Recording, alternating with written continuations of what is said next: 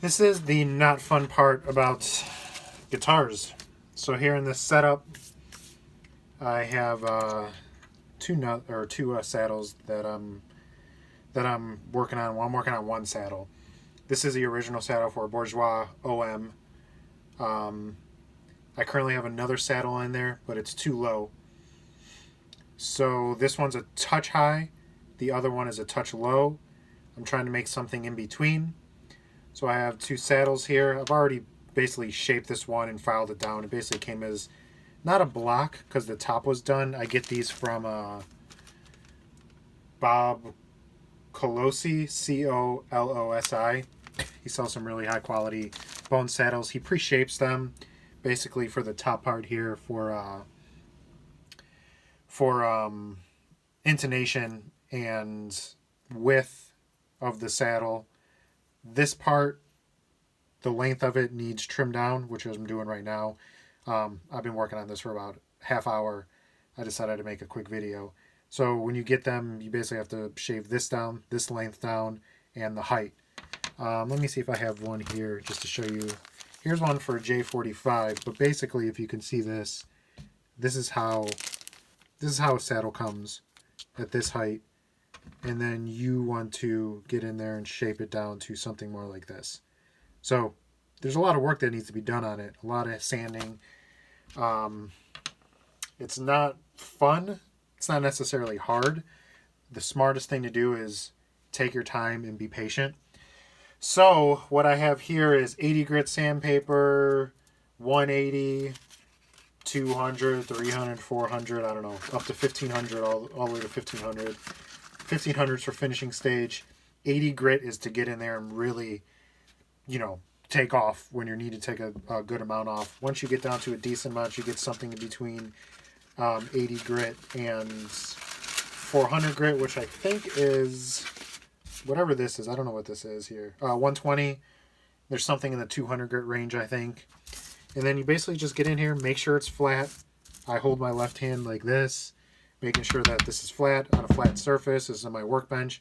And I take this and you work it back and forth. You have to be careful because the first time you do it, you're going to make it uneven because you're going to push down too much in the center or too much here or too much here. I figured out a way to hold it put it down like this. I hold it with these two fingers here. Oh, I guess these three fingers, right? These three fingers here.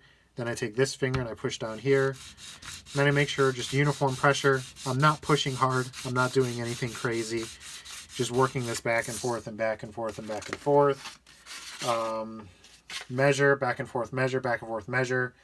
The best way to do this is to in and out of the saddle of the guitar, set it up, put the strings on, tune it to pitch, check the height, too high, take it out, sand it down, put it back, check the height, back and forth, back and forth. But in this case, I have the original saddle that I know is a touch high, so I just need to work around this. So here's the two saddles now. I don't know what this camera's picking up. I hope it's picking up enough. But here's the two saddles now. Original saddle, the saddle I'm shaping, and I'm actually pretty happy with it. Before I started recording the video, I was shaping the length from this distance to this distance, and I got it pretty good there. I won't know if it's perfect until you put it in the guitar, but I'm okay with this because this is going to save me half hour, 45 minutes, an hour when I set up the guitar the next time. So the other thing too is you want to make sure that this bottom level stays flat and straight and it sits flat on a flat surface. I'm always checking that. Always checking that. That's the most important part. I'm always taking a 64th inch roller. I'm getting down on the ground here, and I'll do things like this. When I say get down on the ground, I mean so I can look at this on a level view. And I'm just taking measurements, just making sure things are okay. And for the most part, I'm happy with this. I think it's a good place to stop. I'm for sure going to have to lower it more. But when you're doing a saddle like this, better to be safe than sorry because you can't go back. You make a mistake, you go too low, there's no adding anything back into it. So all I'm doing right now is just taking off a little bit more just to just to try and get it basically where I want it when I put the guitar, the new strings on and set the guitar up. I'm trying to get it a touch under 6/64 low E, 6/64 low E, so 3/30 seconds, 4/64 high E, 2/30 seconds, which is a standard setup. I like it just a touch lower, so maybe between 5.5 and 6/64 on the low E, and 3.5 to 4/64 on the high E. That's why I use a 64th inch ruler instead of a 30 seconds. Yeah, that's really it. And then when you're shaping the edges, you want to make these round. This is the stock one. Obviously, Bourgeois does a really good job in rounding those. Mine are touch pointy, which is okay. You just get in there with 120 grit or 400 grit sandpaper, and then you just work it back and forth like this. You just round it. That's really all you're doing. Just making sure that everything's level. Round it, check it, round it, check it, round it, check it. Just slow, tedious work. And then when you're done, you always want to run up the ladder of sandpaper grit. So from 80 to 120 to 400 to, what's this, 600. And you just want to make sure you're keeping everything smooth all the way up to this is 1500, which is basically nothing at all. But this is just going to be to smooth out the edges, make sure everything's nice and round.